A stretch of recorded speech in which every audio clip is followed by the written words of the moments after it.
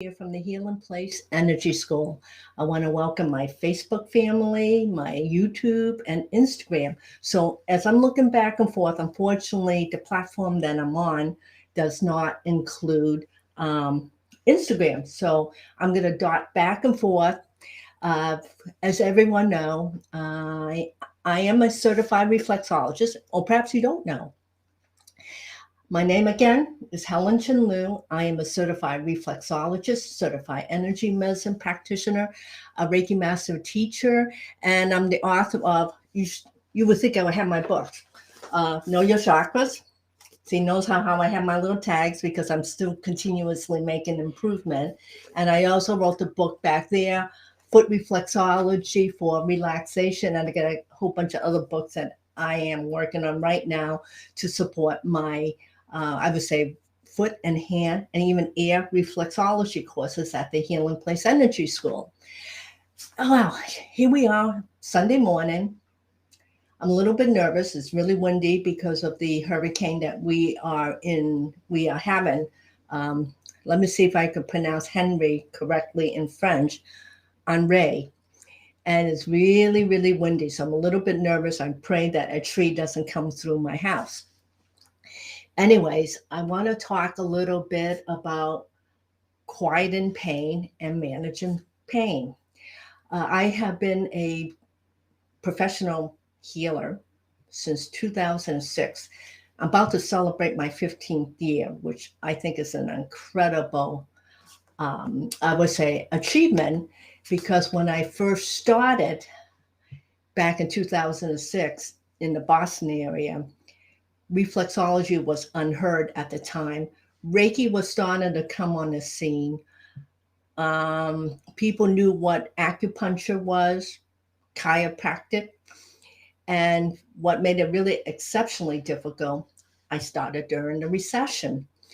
And I remember this is when I started my first step on my spiritual journey, where I was, how can I say delicately, I was pooping bricks from just being terrified of this step of making a life change at the age of 52. And today I'm 67 years old. And one of the things that I am passionate about is empowering people to activate their inner healer. In fact, that's my tagline at the Healing Place Energy School. Everything is about how to activate a natural ability to self-heal. And one of the things that, again, I'm just passionate about is doing these talks where you could ask the reflexologist if you have questions about reflexology and any thoughts you might have about healing. So today's subject, I'm thinking, what should I talk about? There's so much to talk about, and what's pertinent and what's important to you. I would say managing pain, common and managing pain. Let me share a little bit about my observations since 2006. Even though I consider myself having a really spiritual brain, but I also have a very geeky brain, which makes me, I would say, pretty unusual as an alternative healer among my colleagues. And as I'm working on people, I have a tendency to put observations in the back of my head. I called it my focus group right here. I put this in place of what I call my mommy eyes, as my sons used to go through my hair and say, "Where are your eyes, mommy?" And I used to tell them, "They are there, but you just can't see them." And since 2006, I probably have given, I would say, around 10,000 sessions. I know it's more than that. I can't figure out how many I've done, even though I record every single session just for observation as a reminder as I'm working on clients. One of the things, for those who have trained with me in Reiki, I always say to everybody, everyone has defective DNA. Because that's something that's been passed down from our family, from our parents and grandparents. And I always say to my students, what activates weaknesses in the body. And more times than not, it's circumstances, stress, emotions, or whatever that you might, or limited beliefs. And all of a sudden, it gives those defective DNA a chance to flourish. And all of a sudden, you are sick. And what I've noticed over the course of 15 years, I noticed that people who come to me for certain traits, health issues, such as digestive issues, I notice everybody who have various digestive issues have all the same energetic personalities, which I find it not necessarily strange, but it's something to ponder upon. So today I'm going to use digestive issues as an example of what I see, since my practice here at the Healing Place in Medfield comprises of 75% people with health issues. First of all health problems comes from the stomach. Why? Because the U.S. diet, we all have a tendency to eat way too much of what I call an acidy diet. Acidy, sugar, that's the number one factor. As I'm working on people's feet and when doing reflexology, I always could tell when people have had too much carbohydrates or sugar. And with little kids, I call it, oh, I found your sweet tooth in your feet. And they always giggle. I love my babies who come to see me. Or they eat too much red meat, alcohol, too much unhealthy grains, processed foods. What else do I notice? So those are the main 5 foods that I see that causes major inflammation. That's food. 2, emotions, especially people with digestive issues. What I've noticed is they're the caregiver. They are the ones where everybody in the family usually attracted to, like, help me. They're the lifesavers. That's what I call them. They are the lifesavers. And they basically are the ones everybody has a tendency to go to when they have a problem. And why do people love them? Well, usually people with digestive issues are the caregivers. They might have a mommy archetype about them. And they may be teachers, nurses, anyone that has contact with people on a daily basis. And that even includes healers. And what happens is, instead of processing these emotions, we want to help to the point where we are depleted. So what happens to us? We end up running on empty. So let's go back with the energy profile of people with digestive issues. They are the ones. I have had one client, I remember she was so addicted to caregiving or being the hero, being the hero in somebody's life. Let me do for you what you can't do for yourself. That's basically the unconscious message these types of caregivers have in the back of their heads. In fact, sometimes they believe they could care for the person better than the person can care for themselves, nor do they trust them. So what happens a lot of times, they carry the burdens of all of these people they are caring for to the point where their energy becomes depleted.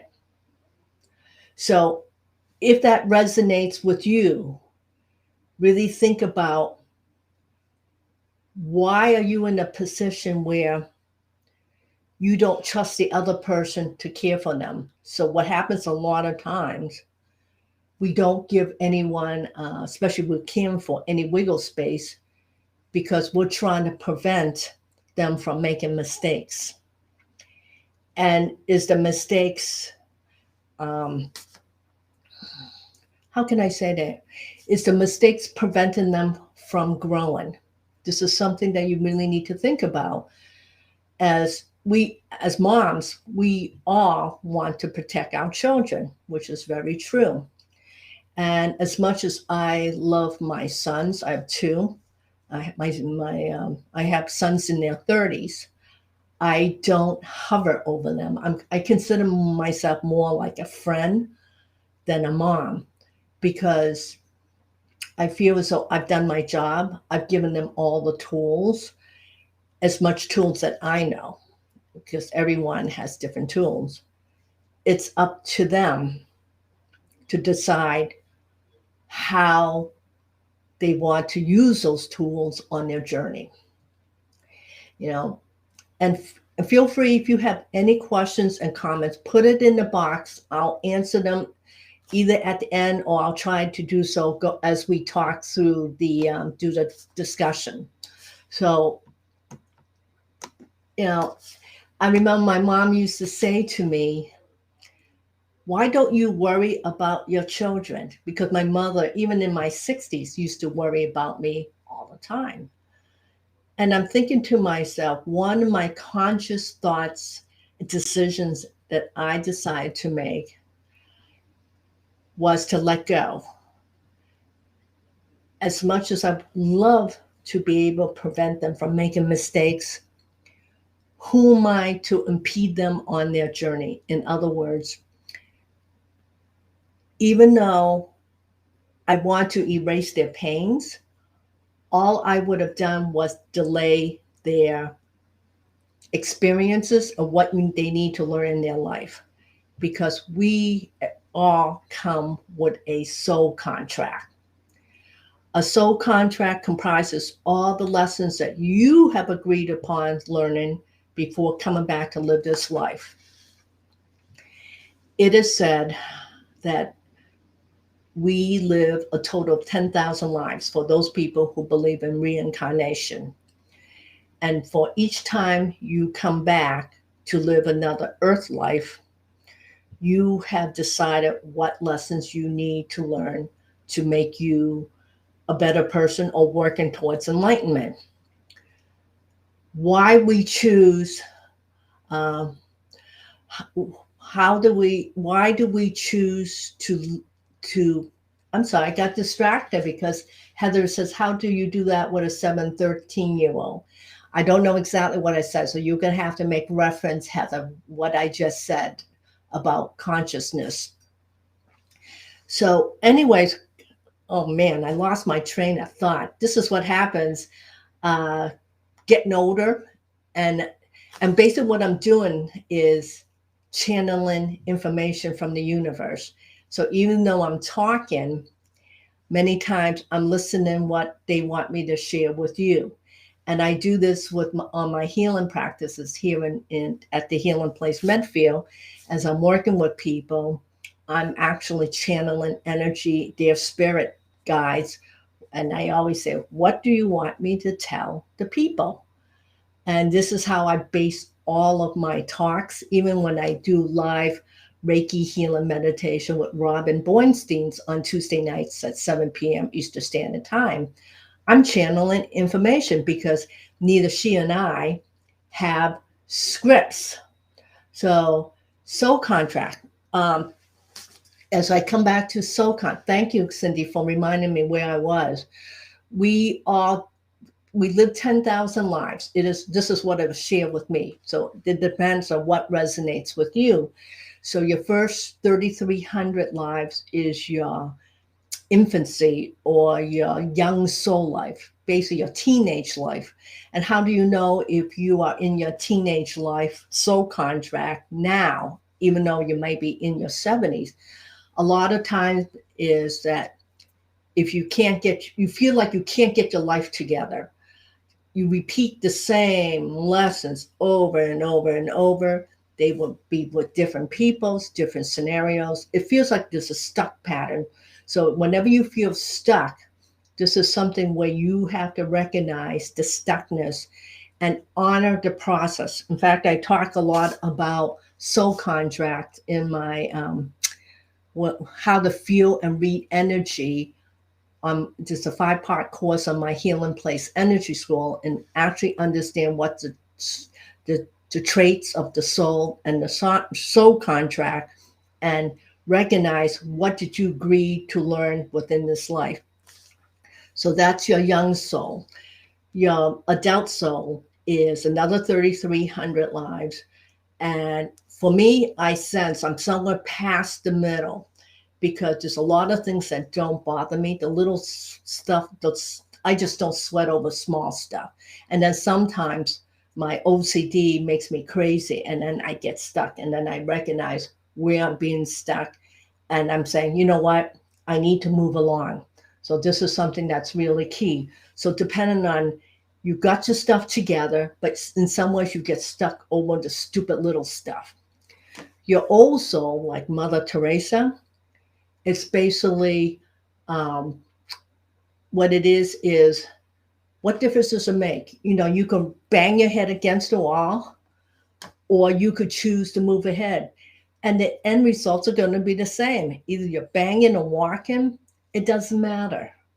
It is what it's going to be. And sometimes I could be like that too, as I listen to people's stories. I said, what I think one of my gifts that I have for people who come to see me is choices. I never tell anyone what to do. I give people choices. Because why?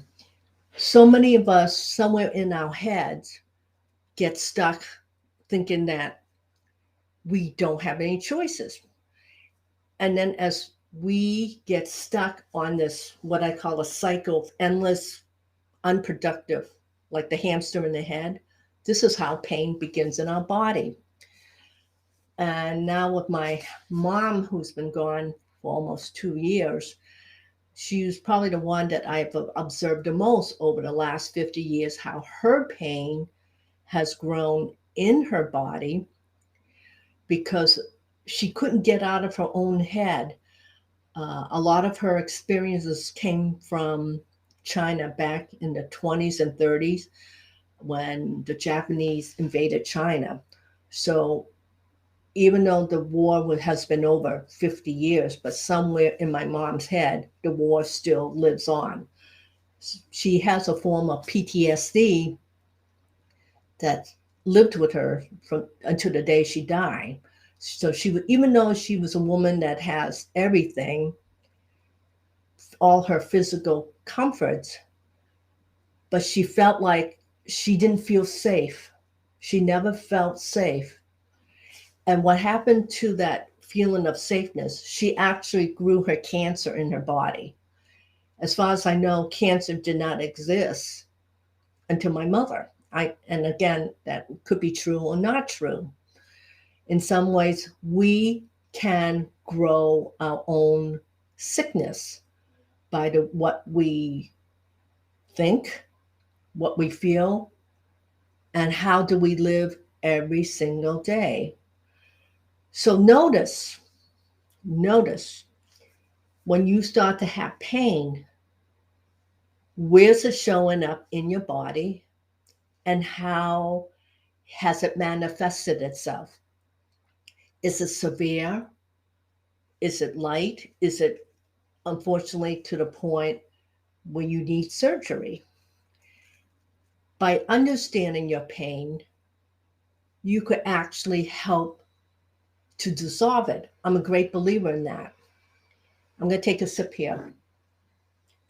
So Stacy Curtin asks, is it possible to be in all 3 stages, or is it natural progression of soul learning? Okay, I'm going to answer that after that. Don't let me forget what I was talking about, everyone. One thing about being close to 70, once I drop that thought in my head, I'm done. Oh, man. Okay. Yes, you could be in all 3 stages of your soul contract, the young, the adult, and the old soul. How? Because one thing, my client, she was so cute. She said to me, she's 23 years old. She's just graduated from college, and and I'm teaching her patience, how to attract abundance to her. And she's so cute. She was saying to me, "Well, I've learned the lesson now. I'm ready for that job." And I said to her, "You've only learned step one out of the 2086 steps to learning this one actual lesson." And yes, you could be in all stages of the three, the young, the adult, and the old. So depending on how you learn your lesson, how many times you'll know, because if you're fighting or you're pretending, think about the times you would give, if someone asks for your opinion or someone's telling you what they think is going on with you, and they're doing it from, hopefully from their heart and objectively, and you're going, "No, that can't be true." So what happens is we go into our defenses immediately. Think about how quickly you go into your defenses. By going into defenses, you're learning another aspect of the lesson. In fact, my husband was just talking to me about how I was venting about my mother to my relatives when I was on vacation last week. And he says to me, even though you're in a safe haven, you're venting. You're basically, what you're doing is you're vomiting, you're throwing up on people. And we all have a tendency to complain too much, unconsciously complaining, but we have no idea how it affects the other person. And I talk about this. I talk about the ways we vampire on people in my book. So what happens is I got very defensive and I thought about it, and I knew he was right, because for my husband, he's my friend and he really wants the best for me. So he pointed that out about throwing up on others. So that's part of the lesson of how we got to learn how to vent in a healthy way that will not hurt in others. All right. Because by venting and throwing up on people, do you really want to dump your disease or your emotional or energetic disease on those others? Think about what you do. And if it was not the spouse, how about our children? We want the best for our kids. So many times we unconsciously dump on them all the time. And that not only to correct their behavior, but think about what we do when we get frustrated and who we dump on. Those are all seeds to illnesses, because let's say your children are listening to you. Well, I know they're listening, even though they don't appear to be listening, but they are. So what happens is they're taking all this information, and because many times we don't teach people how to, once we hear something, we process it, and then we need to let it go. Very few people know how to let go of pain. So what happens is we got one layer, two layer, and then once we're on our 6,000 layers of pain, that's when it manifests into an actual health illness or emotional. For some people, it could be 3,000 layers or even 2,000 layers. Why? Depending on your empathy. I notice with people who are empaths, they'll get sick quicker than somebody that has a tough old shell who has numbed themselves to the point they don't feel anymore. Does that make sense to everybody about how we process pain within us? So we either acknowledge it or we face it. And since I'm in the work of teaching, and plus being present for the people who come to see me at the Healing Place Energy School and also the Healing Place Medfield, I only attract clients wherever I have been healed.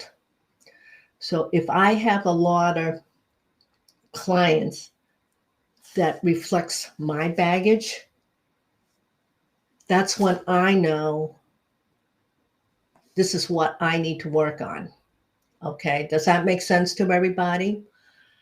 So this is really key, is mindfulness, being conscious, and being aware where you are in this minute, not only to help you, and if you choose to help others. I'm one of those people that really believe you need to help here instead of constantly throwing out lifesavers to everybody else. You must come home to here. Because if you are the anchor in your family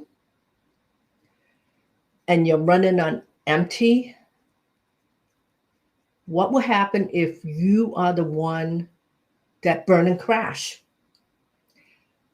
If you feel everyone is dependent on you. For me personally, even though I see a lot of people at the Healing Place in Medfield for various health issues, this is a hard one. I have no attachments to anyone's outcome or to their healing. Does that sound really strange? The reason why I don't have attachment is I want you to heal the way you want to heal. I'm not here to influence your decisions. I want to give you power by letting you decide what's best for you. What I do is, even though I'm the facilitator and I push your buttons, no pun intended, by offering reflexology chakra balancing, I give you choices because I'm not here to walk in anybody's footsteps. So if you are the lifesaver in your family, really think about, why do you do this? Are you addicted to being a lifesaver? And think about how life-saving has affected your health. This is really key, because without you consciously practice what I call energy hygiene, this is when sicknesses begins. I'm going to use another example, is my website guy who's been helping me with both my websites. Here's a man that I've known for 54 years, since 7th grade. And the poor dude, he helps me with my website and I help him with his health. He probably has had most of his major organs taken place. He's removed his gallbladder, part of his pancreas, part of his intestines, and now he has cancer. And he's going through chemo for colon cancer. And even though I've been talking to him about his health problems for the last 15 years, but even though he comes across as a big, strong guy, he is very much of an empath. He absorbs everybody's emotions like it's his, and he's not conscious of it. That's what makes it funny and sad at the same time. He's actually has absorbed everyone's problems to the point it's affecting him physically. And even though I talked to him about this, about why and what's going on in his body, but he's not ready to hear it. And that's okay too. If he doesn't get it in this lifetime, chances are very good somewhere along the way, maybe in the next 10 to 15, 20 lives, he might get it then. But everything comes back to coming back to him. And since he helps so many people, he always runs depleted. So this is what I know is about masters, and they always give and give and give, like teachers, like nurses, like anyone who do what I call the hands-on business. Learning to develop boundaries is so vital, important, not only to your health care, but to your mental health, physical health, and your spiritual health. Spiritual health is about how do you connect to yourself. And if you ignore yourself, it will catch up. I have never seen it when it did not. I gave you a lot of things to think about.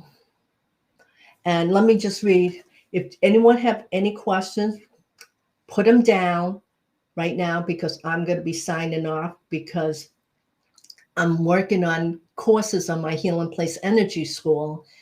And I'm so close to launching my brand new site. The old site is still up, and it is so kick-ass. It's not even funny, the new sites. And I'm just so pleased.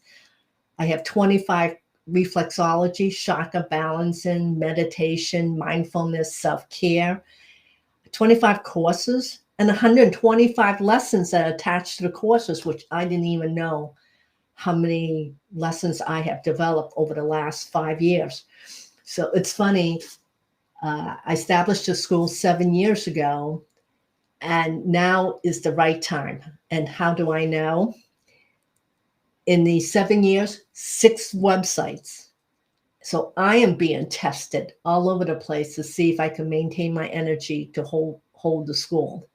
So let me read this question. Okay, Heather says, I'm not addicted to be a lifesaver, but my kids need someone to guide them. My husband didn't have parents to teach him how to be a parent. I want to be taken care of. Yes, that's understandable, Heather.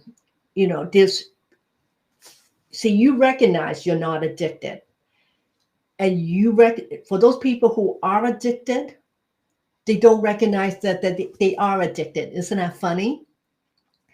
And the reason why is it's become so much part of their life, they don't recognize the difference. Do you know what I'm saying? There's nothing that defines boundaries, but because, Heather, you know you're not addicted, then you're not. Like, even though I could say I'm in the works of being a lifesaver, but I'm not addicted to it. And I know that for a fact, because otherwise I'd be telling everyone, including clients, what they need to do. That's not my place. So yes, your children do need someone to guide them and give them the tools. But if they were 40 years old and you're still guiding them, then this is where you're going to have to reevaluate the addiction. Okay. Does that make sense, Heather? And husbands, well, hopefully your husband will learn from you. For men, it's a hard thing. Especially, I think this is the first generation where men are more active in care, raising children than ever before. Because a lot of times men don't know what to do, and especially if they were not taught to operate from their hearts. Men are operate from the first chakra, second chakra, and third chakra. The first chakra is vital for everybody. This is about your everyday needs, your home, your family, money, health, shelter, hopefully your health, your joy, and your mental state. So about men, it's about killing the animal and bringing home meat. The second one, it's about numbing yourself out or loving yourself. And men usually don't like to think about their emotions. It's all about what can they do for the family to become a provider. That's really important for most men. Third chakra is about self-esteem. I feel really good. I got money. I got prestige. And most women operate from their fourth chakra, and not that they don't operate from the first 3. It's about love, coming home to here, heart center. throat chakra for those who are lovey-dovey to their children and family. But unfortunately, most people throat chakra are deficient because we're taught not to speak our truth.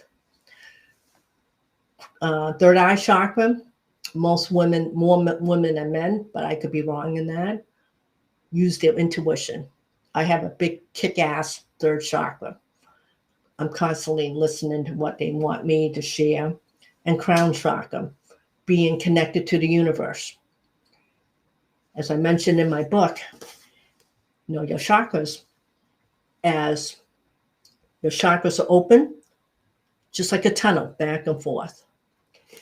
So what happens when one of your chakras or several of your chakras are deficient?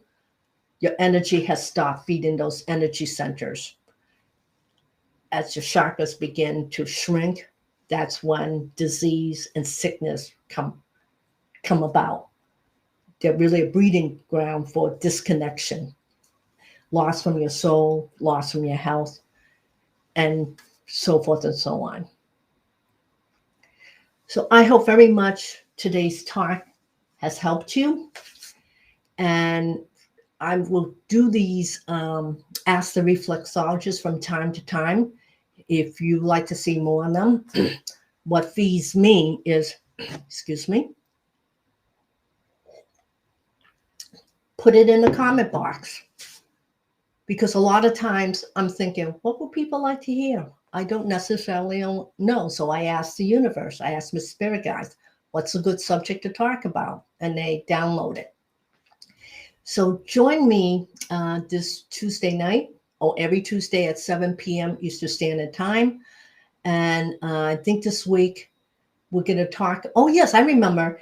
It's so funny how I come up with topics during the live talk is I hear the universe, I want you to talk about this. So this Tuesday, we're going to talk about healthy personal boundaries. Ooh, I was going to call it selfish healthy boundaries, but I figure, well, I think it's nicer to call it healthy personal boundaries. And I'm just so blessed and honored that you've joined me this morning, Sunday morning at 11 a.m.